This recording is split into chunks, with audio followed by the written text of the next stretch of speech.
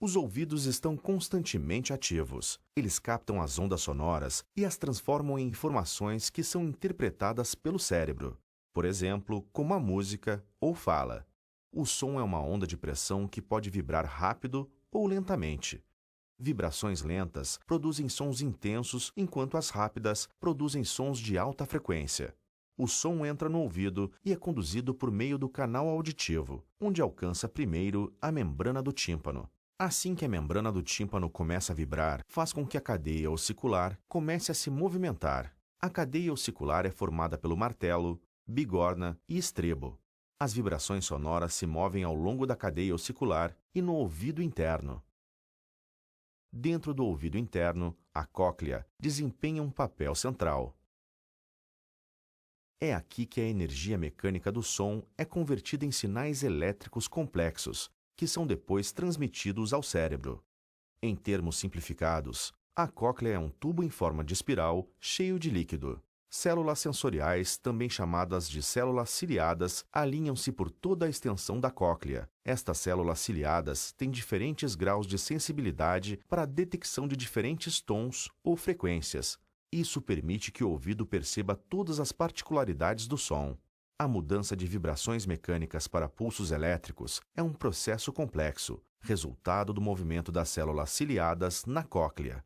Por toda a extensão da cóclea, as células ciliadas estão dispostas como as teclas de um piano. Células ciliadas localizadas na base ou região mais baixa da cóclea são responsáveis pelas altas frequências, enquanto as do ápice são responsáveis pelas baixas frequências. Quando o fluido da cóclea começa a se movimentar, provoca um movimento correspondente das estruturas finas na superfície das células ciliadas. Esses movimentos causam diferenças de tensão que produzem sinais elétricos, que são transmitidos pelo nervo auditivo ao cérebro. O córtex auditivo interpreta essa informação como som, por exemplo, música ou fala. Toda a cadeia de eventos, incluindo todos os passos que convertem as ondas sonoras do ambiente em informações que são interpretadas pelo cérebro, acontecem tão rapidamente que o indivíduo pode escutar sons contínua e instantaneamente. Com essa complexa cadeia de eventos, há uma série de fatores que pode causar uma perda auditiva. A perda de audição pode variar de uma deficiência auditiva de grau leve a moderada à perda auditiva total. Em geral, há 3 tipos principais de perda auditiva que se diferenciam, dependendo da parte do ouvido que foi afetado, seja o ouvido externo, médio ou interno. Ondas sonoras. Nós já vimos, na aula anterior, que o som é constituído por um conjunto de ondas mecânicas. Consequentemente, ele não se propaga no vácuo, uma vez que para existir a propagação é necessário ter a presença de moléculas para que a informação possa ser transmitida. Isso a gente pode verificar nesse experimento. Aqui existe um recipiente vedado, onde no interior tem uma campainha. Ao ligar a campainha, ouvimos o som produzido por ela. A coisa começa a ficar interessante quando se retira o ar do recipiente, criando praticamente uma região de vácuo.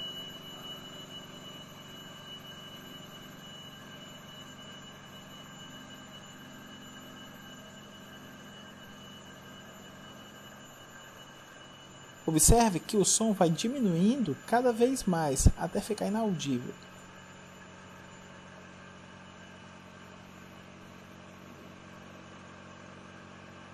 Aqui do lado, nós podemos ver a presença de uma bexiga que estava inicialmente vazia e depois ela começou a encher. Nós já vimos a explicação para esse fenômeno lá na nossa aula sobre pressão atmosférica.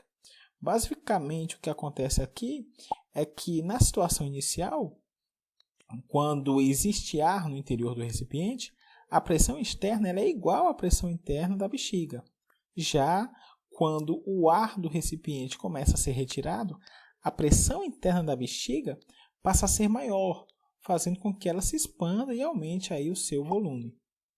Agora, voltando para o som, nós já vimos também que ele é uma onda do tipo longitudinal, porque a vibração é paralela à propagação. Além disso, ele é do tipo tridimensional, porque a propagação ocorre em todas as dimensões do espaço. Outro ponto importante de estudarmos é o espectro sonoro. Isso porque o ouvido humano ele consegue captar apenas o intervalo de frequências, que vai de 20 Hz até 20.000 Hz, ou 20 kHz, também podemos chamar assim. Os sons que possuem frequência abaixo de 20 Hz são chamados de infrassom, e os que estão acima de 20 kHz são chamados de ultrassom. Aquele exame chamado de ultrassom que é feito nas grávidas, ele usa um aparelhinho que fica emitindo sons nessa frequência aqui, ó. Portanto, inaudíveis para o ser humano. Ultrassom e infrassom a gente não escuta. Quem vai conseguir escutar isso daí é cachorro, que consegue ouvir de 15 Hz a 50 kHz. Portanto, consegue pegar toda essa faixa aqui, ó. Os morcegos também. Digo mais, morcego ele detecta frequência que vai de 1 a 120 kHz. É algo assim inacreditável, entre outros. Mas, para matar a curiosidade de vocês, eu trouxe aqui um teste de frequência. Ele vai emitir um som que vai de 20 Hz até 20 kHz. E aí você vai poder verificar que para frequências menores que este valor e maiores do que esse, você não vai conseguir escutar. Acompanhe.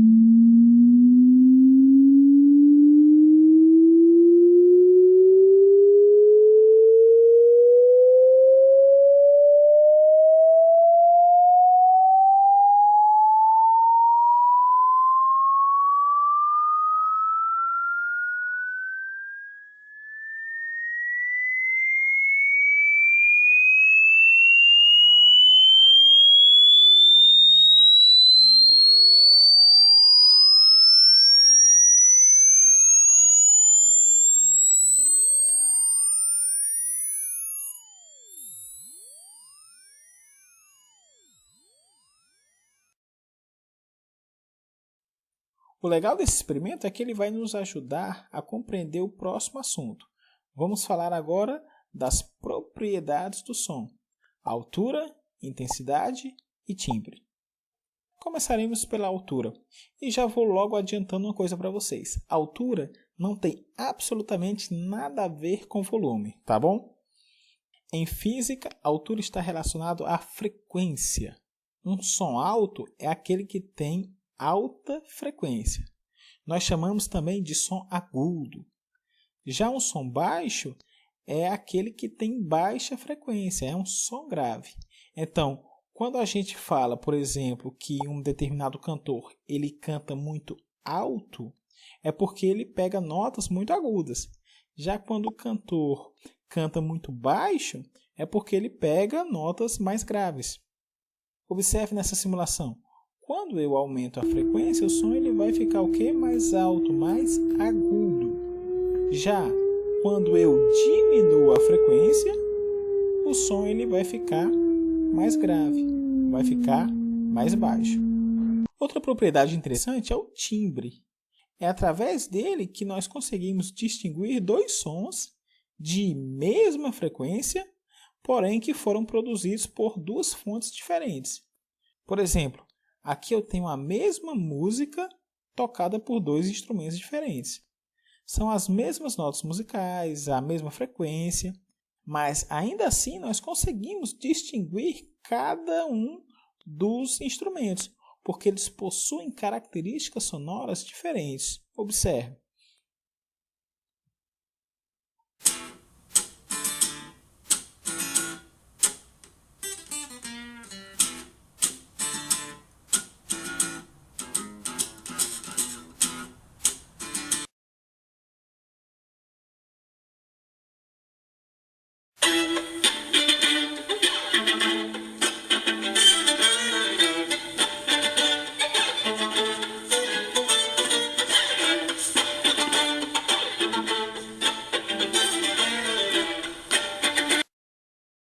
essa percepção acontece por conta do timbre, que é uma propriedade relacionada à forma das ondas produzidas por cada fonte. Por sinal, nós conseguimos verificar aqui que de fato o formato delas é bem diferente. Para finalizar, eu vou falar agora da intensidade sonora. É nesse momento aqui que vai entrar o tal do volume. A intensidade sonora ela está relacionada à quantidade de energia da onda sonora que atravessa uma determinada área em um certo intervalo de tempo. Essa característica do som está relacionada com o seu volume. Então, quando eu quero aumentar o volume de um som, o que eu faço? Eu aumento a sua intensidade, torno ele mais intenso. A energia por área da onda sonora ela aumenta. Em contrapartida, quando eu quero diminuir o volume de um som, o que eu vou fazer? Eu diminuo a sua intensidade. Acústica, basicamente, é a parte da física que estuda o som. Olha só, a gente já viu que o som é uma onda mecânica, ele é feito de moléculas de ar se batendo. Por exemplo, quando um alto-falante produz aqui uma onda de som, o que ele está fazendo? Essa membrana do alto-falante sacode e daí empurra umas moléculas de ar aqui. Essas moléculas de ar que ele empurrou vão se mexer e vão bater nas moléculas do lado, que depois batem nas moléculas do lado, que batem nas moléculas do lado, até que essa perturbação chega no teu ouvido. Sacode o tímpano, que manda uma vibração para a cóclea, que manda um sinal para o cérebro. Então, basicamente, quando essa perturbação chega no teu ouvido, ela é detectada pelo teu ouvido, e daí isso manda um sinal para o cérebro que interpreta. Então o som é uma onda mecânica, ele é feito de moléculas se batendo até que elas empurram o teu ouvido, é basicamente isso. Como o som é uma onda mecânica, ele é feito de moléculas se batendo, não existe som no vácuo. As ondas mecânicas não existem no vácuo. Então não tem som no vácuo, porque não tem moléculas para se bater. Todos aqueles filmes onde tem uma explosão no espaço e tu ouve um barulho, não fazem sentido, tá? Não tem como se propagar o som no vácuo, porque não tem essas moléculas para irem se batendo. Além disso, é importante chamar a atenção que nos fluidos, o que são isso? Os líquidos e os gases, o som é uma onda longitudinal. O que isso quer dizer? Que as moléculas, uma molécula bate na do lado, que bate na do lado, que bate na do lado e assim vai. Então, esse é um movimento de uma onda longitudinal. As moléculas de ar não fazem esse movimento, que seria uma onda transversal. É um movimento assim. Então, o som é uma onda longitudinal. Dentro de um sólido, tu até pode ter um movimento assim, mas a gente não vai falar sobre isso aqui. Então, nos líquidos e gases, com certeza o som é sempre uma onda longitudinal. É interessante comentar também sobre a velocidade com que essa onda se propaga, com que essa perturbação anda de um lado para o outro. A velocidade de propagação do som no ar é aproximadamente uns 330 metros por segundo. No ar, é interessante comentar que essa velocidade depende bastante da temperatura. Se tu mudar a temperatura do ar, essa velocidade muda. Por quê? Vamos dizer que tu aumentou a temperatura do ar. O que vai acontecer com a velocidade? Quando tu aumenta a temperatura do ar, as moléculas ficam mais agitadas. Então, basicamente, o som é feito de uma molécula vem e bate na outra. Se as moléculas estão mais agitadas, elas conseguem ir mais rápido até a molécula do lado e demora menos para uma molécula bater na outra. Então, o som consegue se propagar mais rápido. Então, se tu aumentar a temperatura do ar, a velocidade do som aumenta. Então, num dia mais quente, o som consegue se propagar mais rápido do que num dia mais frio. A diferença não é tão gritante assim, mas existe. Além disso, como o som é feito de moléculas se batendo, se eu comparar o som no ar, que as moléculas estão bem distantes uma da outra, com o som num líquido, dentro de um líquido, quando o som entra dentro da água, as moléculas estão bem mais próximas, então demora menos para uma molécula bater na outra, o som consegue ir mais rápido no líquido do que no ar. Então a velocidade do som no ar é menor que a velocidade do som se ele estivesse dentro da água, como para qualquer onda mecânica, né? Do mesmo jeito, quando o som entra num sólido, dentro de uma parede, por exemplo, as moléculas estão ainda mais próximas, então demora muito pouco para uma bater na outra, o som consegue ir bem rápido. Então a velocidade do som é máxima nos sólidos, daí depois no líquido, depois no ar. Para vocês terem noção, a velocidade do som dentro da água aumenta por uns 1000 e poucos metros por segundo. Dentro de uma parede, o som pode passar de 2000 metros por segundo. Então a velocidade do som é bem mais rápida. Uma coisa que tu pode pensar é que, só para evitar problemas, tá? Não se confunda. Quando tu aumenta a temperatura, tu pode pensar, o ar quente expande, então as moléculas ficam mais afastadas, vai demorar mais para uma molécula bater na outra. Então, quando tu aumenta a temperatura, não deveria diminuir a velocidade. A questão é que tem como provar que elas se afastam, tudo bem, mas elas também ficam mais agitadas.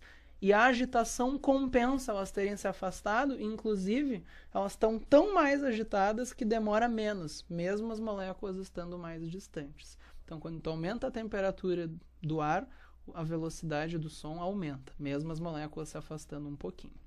Uma outra coisa que eu queria chamar a atenção é o seguinte: o que a gente chama de som, na verdade, é uma onda mecânica longitudinal percebida pelo ouvido humano.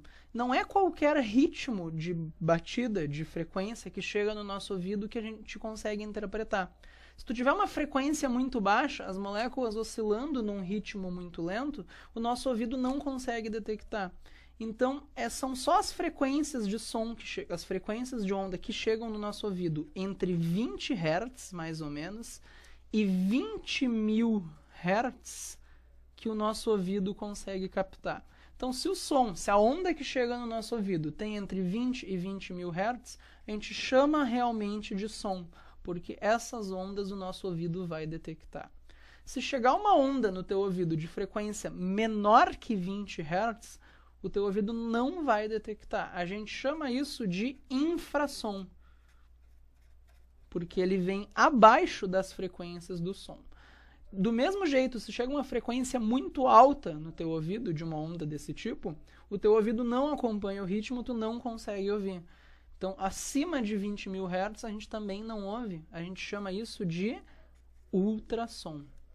Usa frequências maiores que as do som. Então, o som são as ondas mecânicas longitudinais que a gente consegue detectar, ou seja, entre 20 e 20.000 Hz que chegam no teu ouvido. Se chegar uma onda abaixo de 20, a gente chama de infrassom, tu não vai ouvir. Do mesmo jeito, acima de 20.000 Hz é ultrassom, a gente não vai ouvir.